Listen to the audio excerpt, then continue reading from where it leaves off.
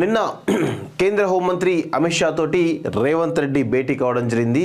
పలు అంశాలపైన చర్చ జరిగినట్టు మనకు తెలుస్తుంది. దానికి సంబంధించినటువంటి డీటెయిల్స్లోకి వెళ్ళేటువంటి ప్రయత్నం చేద్దాం. అయితే దీనికంటే ముందు మనం ఇంకొక 2-3 భేటీల గురించి కూడా మాట్లాడుకోవాల్సినటువంటి అవసరం అయితే ఉన్నట్టు మనకు తెలుస్తూ ఉంది.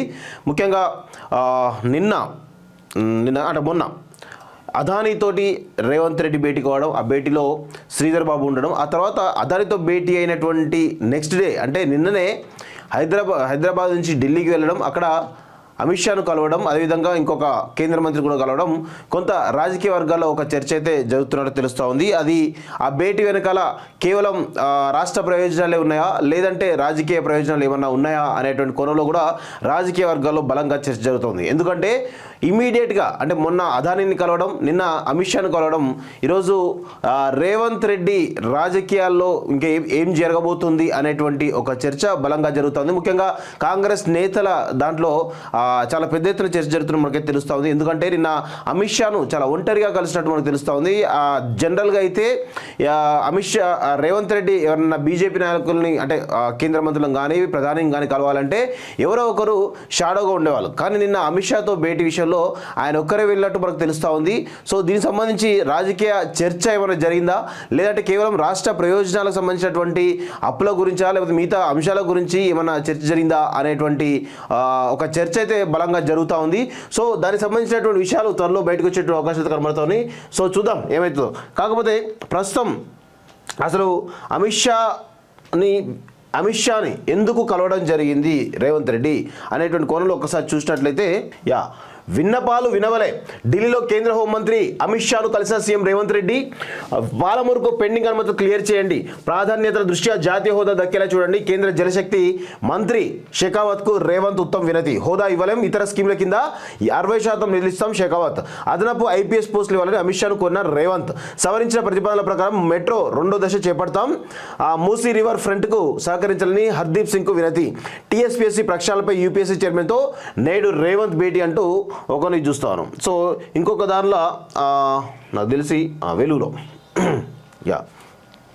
29 మంది ఐపీఎస్లు ఇవ్వండి, తెలంగాణలో యాంటీ నార్కోటిక్స్ బ్యూరో బలోపేతానికి 88 కోట్లు, సైబర్ సెక్యూరిటీ బ్యూరో బలోపేతానికి 90 కోట్లు అదనంగా కేటాయించండి, రాష్ట్ర విభజన తర్వాత కూడా హైదరాబాద్లోని రాజ్భవన్, హైకోర్టు, లోకాయుక్త, ఎన్హెచ్ఆర్సీ వంటి బిల్డింగ్లను ఏపీ వాడుకుంటున్నందున ఆ ప్రభుత్వం నుంచి వడ్డీతో సహా కలిపి మొత్తం 408 కోట్లు ఇప్పించండి అంటూ అమిత్ షా తోటి సీఎం రేవంత్ రెడ్డి రిక్వెస్ట్ చేసినట్టు మనకు తెలుస్తోంది. తెలంగాణకు అదనంగా కేటాయించండి, కేంద్ర హోంమంత్రి అమిత్ షాకు సీఎం రేవంత్ రెడ్డి విజ్ఞప్తి, విభజన సమస్యలు పరిష్కరించాలని వినతి, కేంద్ర మంత్రులు గజేంద్ర సింగ్ షెకావత్, హర్దీప్ సింగ్ పూరితోనూ భేటీ, మెట్రో సెకండ్ ఫేజ్ సవర్లకు ఆమోదం తెలపండి, పాలమూరుకు జాతీయ హోదా ఇవ్వండి, పీఎం ఆవాస్ యోజన కింద ఇంద్రమ్మ ఇండ్లకు అనుమతి ఇవ్వాలని విజ్ఞప్తి, ఇలా యూపీఎస్సీ చైర్మన్తో రేవంత్ ఉత్తమ్ సమావేశం అంటూ ఒకరిని చూస్తా ఉన్నాం.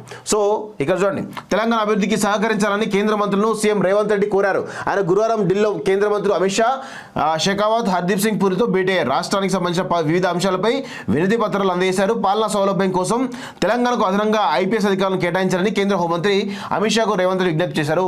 ఆంధ్రప్రదేశ్ విభజన సమయంలో తెలంగాణకు కేవలం 76 మంది ఐపీఎస్ అధికారులు కేటాయించారు.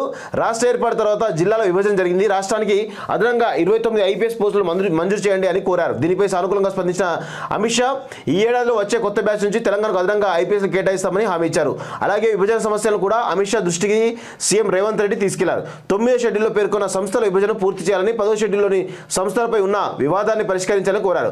ఢిల్లీలోని ఉమ్మడి రాష్ట్ర భవన్ విభజనను పూర్తి చేయాలని విజ్ఞప్తి చేశారు. విభజన చట్టంలో పేర్కొనని సంస్థలు తమవేనంటూ ఏపీ సర్కార్ అంటుందని హోంమంత్రి దృష్టికి తీసుకెళ్లారు. అంటే వాస్తవంగా జనరల్గా ఇలాంటి సమావేశాలు జరిగినప్పుడు రాజకీయ చర్చలు అనేవి న్యూస్లలో రావు, కేవలం రాష్ట్ర ప్రయోజనాలకు సంబంధించినటువంటి వాటి గురించే న్యూస్లో. గతంలో సీఎం కేసీఆర్ అమిత్ షాను కలిసినా లేదంటే మోడీని కలిసినా కానీ రాజకీయ చర్చ జరిగే అవకాశం ఉంటుంది, కానీ అవి బయట పెట్టరు వాస్తవంగా.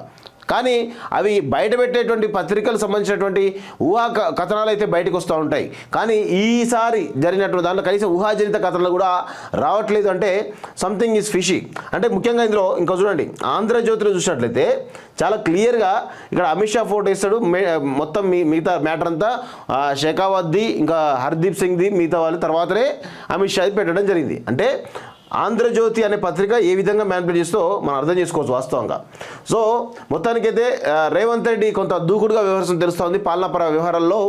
ఢిల్లీలో మరి ఇటు సోనియా గాంధీని కానీ లేకపోతే ఏఐసిసి పెద్దలు కలిసేటువంటి క్రమంలో ప్యారలల్గా ఇటు కేంద్ర ప్రభుత్వ పెద్దలను కేంద్ర మంత్రులను కలిసి మరి ఇక రాష్ట్రానికి రావాల్సినటువంటి అనేకమైనటువంటి ప్రయోజనాలు కావచ్చు, రాష్ట్రానికి సంబంధించిన నిధుల విషయంలో కావచ్చు, ఇలా చాలా విషయాల్లో కూడా మరి వారు కోరుతున్నారు తెలుస్తూ ఉంది. ఇది ఏఐసిసి నేతలకు మింగుడు పడుతుందా లేదా అనేది కొంత చర్చ అయితే బలంగా జరుగుతూ ఉంది. సో మరి ఏఐసిసి నేతల స్పందన ఎలా ఉంటుంది, కాంగ్రెస్ నేతల స్పందన ఎలా ఉంటుందో చూడాల్సిన అవసరం అయితే ఉంది వాస్తవం.